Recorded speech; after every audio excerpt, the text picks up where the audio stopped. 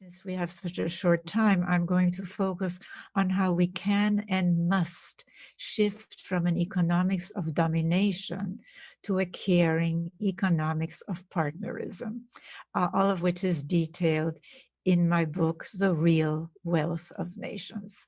And I know that partnerism is probably a new term for some of you, but as Einstein said it so well, we cannot solve problems with the same thinking that created them.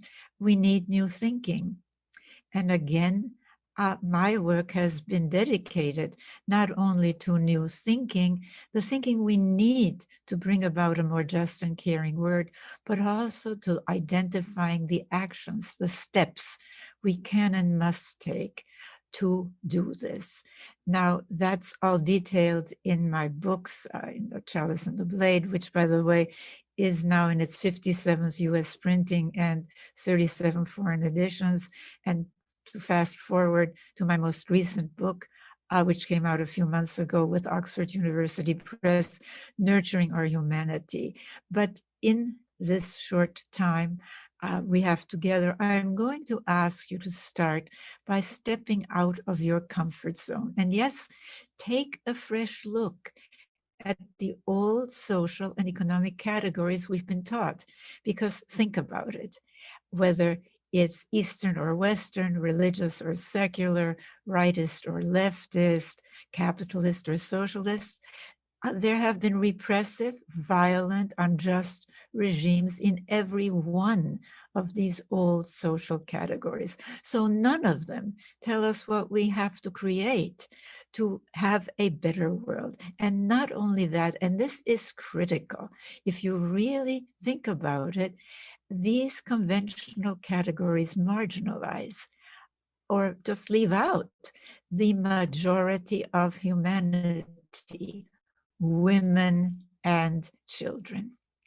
By contrast, the partnership system and the domination system are new categories that provide us a holistic way of looking at social systems, because that's what we need to create a better world. What they provide us with is a new tool, what I've called the partnership domination social scale. In other words, always a matter of degree. But as you will see, in this scale, the status of women, and yes, of children, are key elements.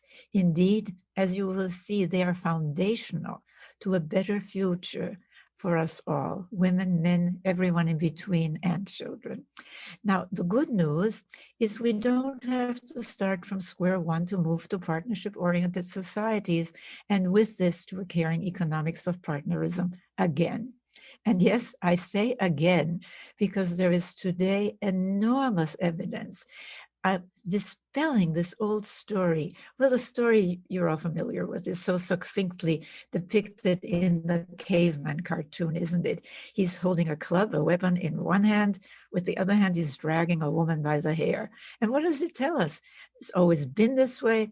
By implication, it always will be this way. Violence, injustice, male dominance, that's just human nature.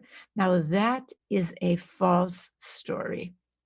And by the way, this is really detailed in my latest book, Nurturing Our Humanity, because we know today for millennia, for thousands of years in our prehistory, no, for millions of years in our prehistory, forgive me, society is oriented more to the partnership side of the partnership domination scale. They were not ideal, but they were more egalitarian. Yes, more gender balance. Children were not terrorized into submission, and violence, starting with the family all the way to intergroup relations, was not the norm.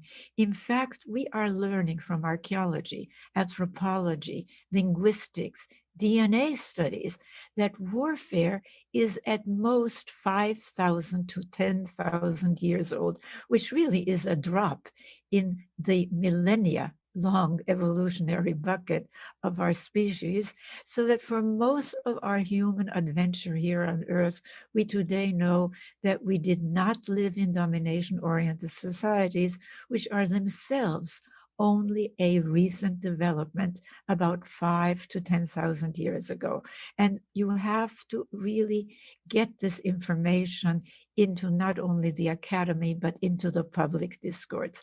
And I'm going to really jump now to modern times, because if you look at recorded history through this lens of the partnership domination social scale, what you can see is that modern history isn't just this random collection of events.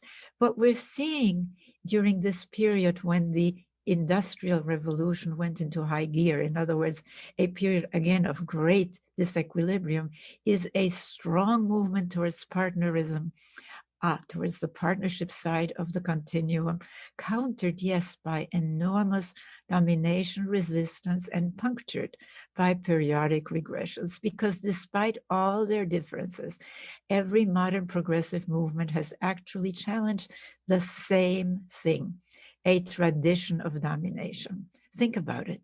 The Enlightenment Rights of Man movement challenged the so-called divinely ordained right of kings to rule their, quote, subjects.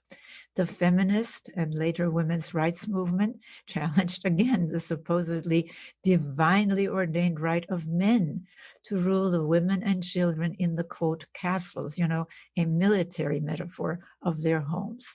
The anti-slavery and then the civil rights, anti-colonial Black Lives Matter movements, they're challenging another so-called divinely ordained right, that of a supposedly superior race to rule over, quote, inferior ones.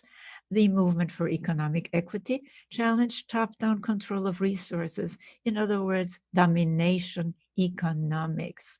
The peace movement, and more recently, the movement to stop violence against women and children. And I have to say, this is still a global pandemic, and it's finally getting attention. And I've written extensively about this. What does it challenge? It challenges, these movements challenge the use of force to impose one's will on others, which is built into domination systems. And yes, all the way to the environmental movement, challenging our once hallowed conquest and domination of nature that at our level of technological development could take us to an evolutionary dead end for our species.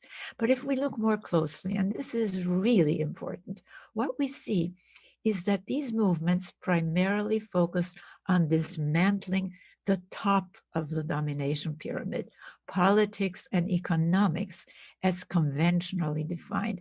And what happened? This left in place the foundations on which this pyramid keeps rebuilding itself in regression after regression, whether it's secular, like Nazi Germany or Stalin's Soviet Union, or religious, like so-called religious fundamentalism, which, if you really think about it, it is domination fundamentalism. What do they want? They want top-down control in both the family and the state or tribe, whether it's ISIS, the Taliban, Khomeini's Iran, or the rightist fundamentalist alliance in the US.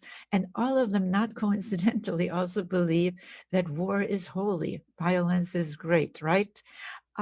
So really, if we want to move forward, we've got to pay attention to these foundations.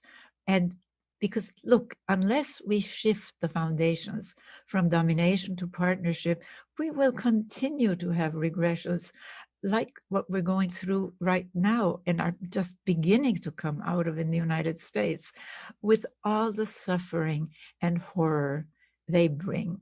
And yes, these cornerstones I want to mention, and again, this is detailed in my books, are quite different from what the mainstream conversation, as well as the academic conversation, has been, at least until now. And we've got to change that. They are childhood, because neuroscience shows that our brains, nothing less than our brains, are affected by by how our brains develop in interaction with our cultural environment as mediated through families, education, religion, economics, etc. They are gender, and you'll see why, economics, of course, and stories and language, and they're all interconnected. But as I said, since we have such a short time, I want to use the rest of it to focus on the third cornerstone, economics, or rather a new caring economics of partnerism, and some steps, 3 steps that we need to take to create it. The first step is getting away from the current argument of capitalism versus socialism, or vice versa. You know, look, both came out of early industrial times in the 1700s and 1800s, and we're in the 21st century post-industrial age. So they're outdated, but the problem goes deeper. While both challenged economics of domination, Smith challenged the top-down control of kings and nobles through the mercantilism of his time. Marx challenged the robber baron capitalism of his times. However, both also perpetuated many domination elements, particularly, and this is central, the devaluation of caring for nature and caring for people starting at birth, which, by the way, is a key feature of domination economics, whether it's ancient, like that of Chinese emperors, Arab sheikhs, Indian pashas, or the so-called neoliberalism or trickle-down economics of today. So for both Smith and Marx, nature was there to be exploited. Nothing in their theories about caring for our natural life support system. As for the work of caring for people, starting at birth, well, for them, that was just women's work to be done for free in a male-controlled household, and the laws supported this. Now, this gendered system of values still permeates economics to this day. So consider, somehow there's never enough money for anything stereotypically considered feminine, like caring for children, people's health, keeping a clean and healthy environment. And we have to change this. And that takes us to the second step, showing that caring pays, not only in human and environmental terms, but in purely financial terms. For instance, companies regularly listed as Fortune 500 best companies to work for have a substantially higher return to investors. Lots of evidence of this in the Reel of Nations, including evidence that nations, yes, that caring policies are good for nations. Nations such as Sweden, Norway, Finland, which were so poor they had famines, are today in the highest ranks of the World Economic Forum's global competitiveness reports, and I should add, the international happiness reports. And they are not socialist. They have thriving businesses precisely because they invested in caring for their human infrastructure, their people. Policies like universal health care, high quality childcare, generous paid parental leave, and so on. And yes, also in caring for nature, like cutting carbon emissions. And not coincidentally, and this really is so important, I said all 4 cornerstones are interconnected. They have the lowest gender gaps, according to the World Economic Forum, with women in top national leadership.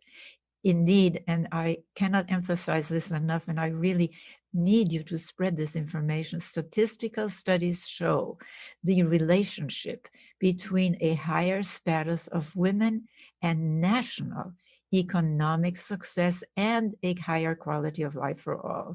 And we at the Center for Partnership Studies conducted one of these early studies, Women, Men, and the Global Quality of Life, and you can get it at centerforpartnership.org, which takes us to the third and final step I can cover, changing our measures of economic health. I think you're all aware that GDP is really a mess.